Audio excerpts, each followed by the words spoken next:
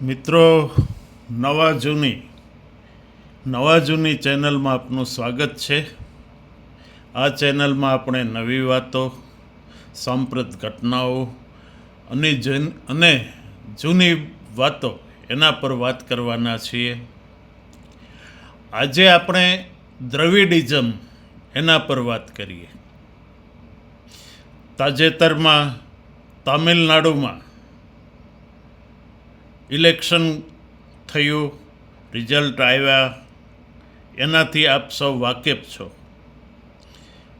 પરંતુ social media પર એવી કોમેન્ટ્સ આવે છે, એવી પોસ્ટ આવે છે કે તામિલનાડુમાં 87% હિન્દુઓ હોવા છતાં ત્યાં આ ભગવાધારીઓનું કેમ કંઈ ન ચાલ્યું? તો મિત્રો, એ સમજવા માટે પહેલાં દ્રવિડિઝમને સમજવું પડે. દ્રવિડિઝમ એટલે શું? દ્રવિડિઝમ એક સદીઓ જૂની તામિલનાડુ સહિત દક્ષિણમાં ચાલતી એક માન્યતા છે. એ માન્યતા શું છે? એ માન્યતા એવી છે કે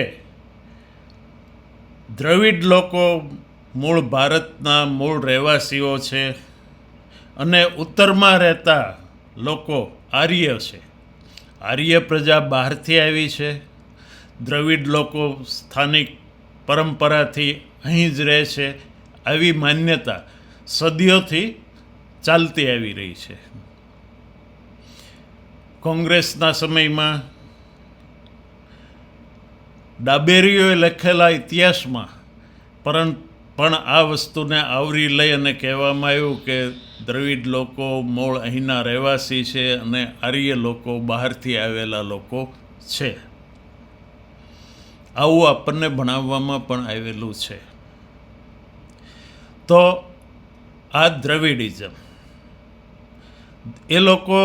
દ્રવિડ લોકો આ માન્યતા પ્રમાણે એવું માને છે કે ભારતમાં દ્રવિડ લોકો આખા ભારતમાં હતા. ધીમે ધીમે એમને એવું દબાણ થયું કે તેઓ દક્ષિણ તરફ હટી ગયા. આ તો ઠીક છે, ચાલતું હતું. બીજી એક મારે વાત કહેવાની છે. ઘણા લોકો લખે છે કે તામિલનાડુમાં સૌથી વધુ મંદિરો છે, એમ છતાં ભગવાધારીઓનું ત્યાં કેમ ચાલતું નથી? તો મિત્રો, વર્ષો પહેલાં ત્યાં મોટા સામ્રાજ્યો હતા, હિન્દુ સામ્રાજ્ય હતા. એનું શાસન ન માત્ર દેશ પણ વિદેશોમાં આસપાસ પણ હતું. આ સમયમાં ખૂબ મોટા મંદિરો બન્યા અને આપણે જેને હિન્દુ વિચારધારા કહીએ ને, એ પણ ત્યાં પ્રવર્તમાન હતી, આજે પણ છે.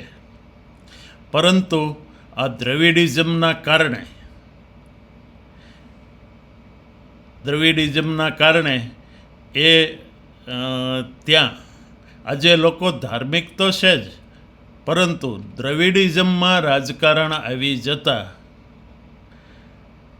લોકો ધાર્મિક હોવા છતાં દ્રવિડિઝમના કારણે ત્યાં ઉત્તર ભારતના આ ભગવાધારીઓ કે જેને ઉત્તર ભારતમાં તો સફળતા મળે છે, પરંતુ દક્ષિણ ભારતમાં સફળતા એટલી મળતી નથી.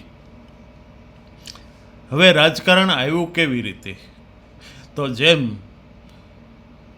આંબેડકર છે, એવી જ રીતે દક્ષિણમાં થઈ ગયેલા પેરિયાર એ દક્ષિણના આંબેડકર છે. પેરિયારને ત્યાં આંબેડકરની જેમ જ ભગવાનનો દરજ્જો પ્રાપ્ત છે. એમણે શું કાર્ય કર્યું? તો એમણે આંબેડકરની માફક જ સામાજિક સમાનતા લાવવાનું કાર્ય કર્યું. ત્યાં એક બહુ મોટી ઝુંબેશ ચલાવી. આ ઝુંબેશ એમણે ગઈ સદીના શરૂઆતના વર્ષોમાં, આઝાદી પહેલાં આ આંદોલન ત્યાં ચલાવ્યું. એના સારા પરિણામો પણ મળ્યા. પરંતુ પેરિયાર એમની વિચારધારામાં કટ્ટરતા વધુ હતી. કટ્ટરતા કયા પ્રકારની હતી? તો એક તો ધર્મ એનો વિરોધ કરવો, બીજું બ્રાહ્મણોનો વિરોધ કરવો, ત્રીજું કે ધર્મ આધારિત કોઈ પણ બાબત હોય એનો વિરોધ કરવો, એટલે કે નાસ્તિક પ્રકારનું ત્યાં એમની વિચારધારા હતી. લોકોએ એની વિચારધારાને તો સ્વીકારી. કઈ વિચારધારા? તો કે સમાનતાની વિચારધારા સ્વીકારી, પરંતુ એમની આ કટ્ટર બાબતને સ્વીકારી નહીં. ગઈ સદીના પૂર્વાર્ધમાં પેરિયાર આંદોલનને, દ્રવિડિઝમને ખૂબ સફળતા મળી. પાયામાં પેલી જૂની માન્યતા હતી કે દ્રવિડ લોકો મૂળ અહીંના રહીશ છે અને આર્ય લોકોએ આવી અને એમના ઉપર પ્રભુત્વ સ્થાપી દીધું છે. હવે એમાં ત્યારબાદ આવ્યું રાજકારણ. રાજકીય નેતાઓએ એને રાજકીય પક્ષનું સ્વરૂપ આપ્યું. કરુણાનિધિ જેવા નેતાઓએ રાજકીય પક્ષ સ્થાપ્યા અને દ્રવિડિઝમની આ વિચારધારા, કે જે વિચારધારા ત્યાં બહુ સફળ હતી, એને રાજકારણમાં લાવ્યા. આથી ત્યાં એમને સફળતા મળી.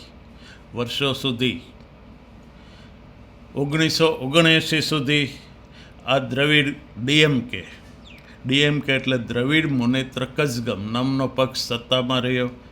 એક જ પક્ષ હતો, સામે કોંગ્રેસ સ્પર્ધામાં હતી. પરંતુ આવા વિચારધારાને વરેલા પક્ષમાં પણ 1979માં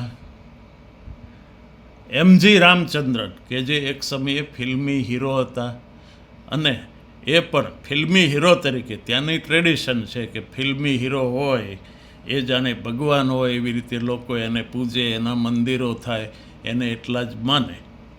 તો એ એમજી રામચંદ્રન પણ દ્રવિડ મુનેત્ર કઝગમ એટલે કે ડીએમકેમાં હતા. એમણે ડીએમકેના ફંડ અને એના ઉપયોગ ઉપર પ્રશ્નો ઉઠાવ્યા, એટલે એને ડીએમકેમાંથી દૂર કરવામાં આવ્યા, સસ્પેન્ડ કરવામાં આવ્યા. એમજી રામચંદ્રનને સસ્પેન્ડ કર્યા એટલે એમની તો ખૂબ મોટી પ્રતિભા હતી, ફિલ્મી પ્રતિભા હતી. એમણે નવો પક્ષ સ્થાપ્યો, અન્ના ડીએમકે.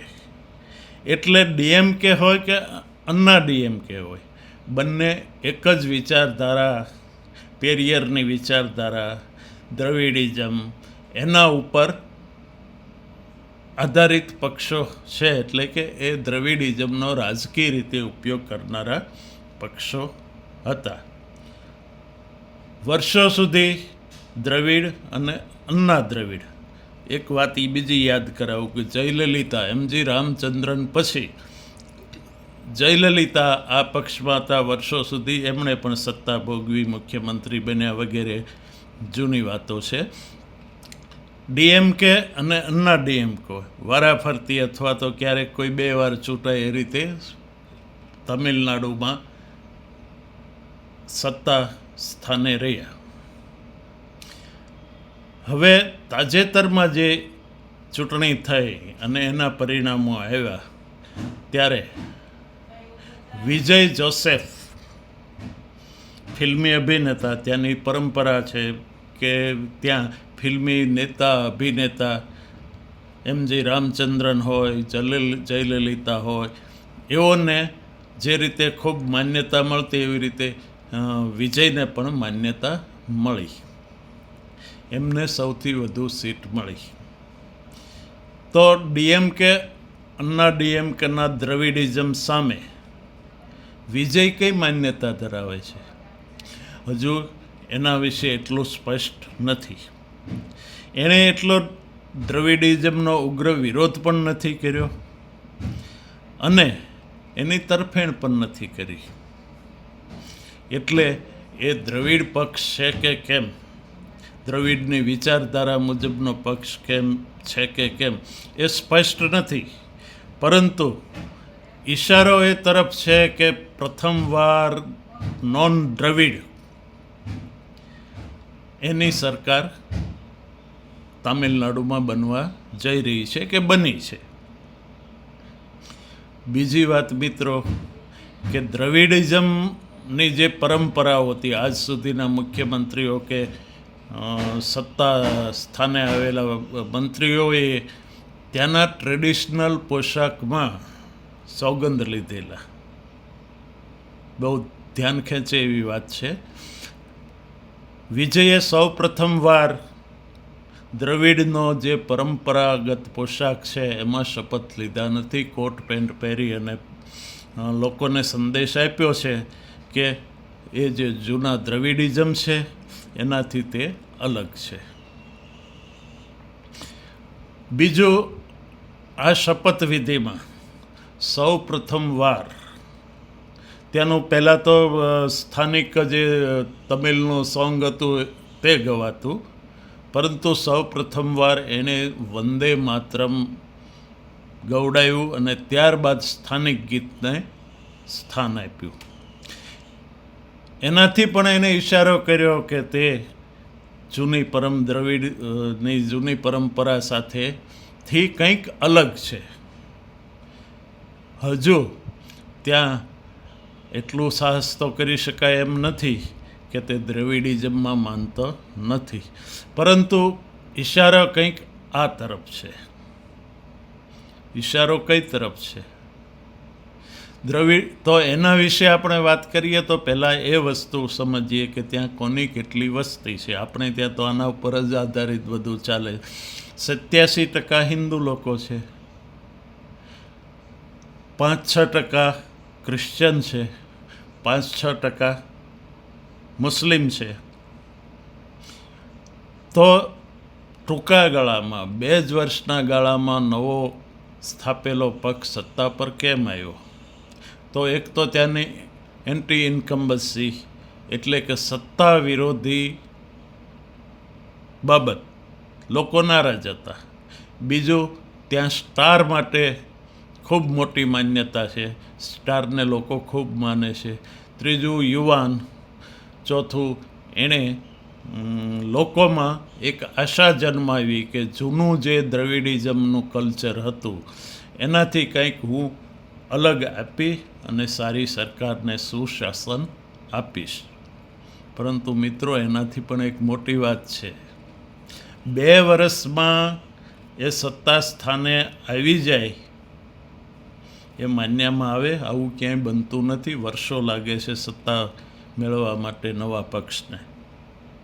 તો એમાં આંતરરાષ્ટ્રીય કક્ષાનું રાજકારણ છે. ત્યાં વર્ષોથી હિન્દુઓને, આદિવાસીને, દલિત લોકોને ક્રિશ્ચિયન બનાવવાની પ્રવૃત્તિ ચાલી રહી છે. ડીએમકે, અન્ના ડીએમકેને પણ ક્યારેક રાજકીય કારણોસર સત્તા માટે થઈ અને આંખ આડા કાન કરવા પડતા. ત્યારે એ ત્યાંની અસ્તિત્વમાં રહેલી બધી ક્રિશ્ચન સંસ્થાઓએ અંદરખાને ખૂબ કામ કર્યું. એમણે હીરો વિજયને આગળ ધરી અને એને વિજય અપાવવામાં મહત્ત્વનો રોલ અદા કર્યો. એટલે આ પણ એક ખતરાની ઘંટી છે કે ભવિષ્યમાં તામિલનાડુમાં આંતરરાષ્ટ્રીય યોજના મુજબ ક્રિશ્ચનમાં કન્વર્ટ થવાની પ્રક્રિયા કદાચ તેજ થશે. આવું મિત્રો કઈ રીતે હું કહું છું? એમણે એમના પ્રચાર દરમિયાન આચારસંહિતા મુજબ તો એ માન્ય નથી. ઈસુ ખ્રિસ્તની ફોટો લઈ અને પ્રચાર કાર્ય કર્યું હતું. તો મિત્રો, આ એક નવી વાત છે. આશા રાખીએ કે તામિલનાડુને સારું સુશાસન મળે, પરંતુ સાઈડમાં આ બાબતો પણ ધ્યાને લેવા જેવી છે. ભગવાધારીઓને હજુ ત્યાં સફળતા મેળવવા માટે સમય લાગશે. એમાં મૂળ કારણ છે દ્રવિડિઝમ. લોકો ધાર્મિક છે, સૌથી વધુ મંદિરો છે, પરંતુ આ દ્રવિડિઝમ એટલો બધો અંદર ઘર કરી ગયો છે કે એ સાચી ખોટી માન્યતા, સદીઓ જૂની માન્યતા, એને દૂર કરવી બહુ અઘરી વાત છે. અસ્તુ.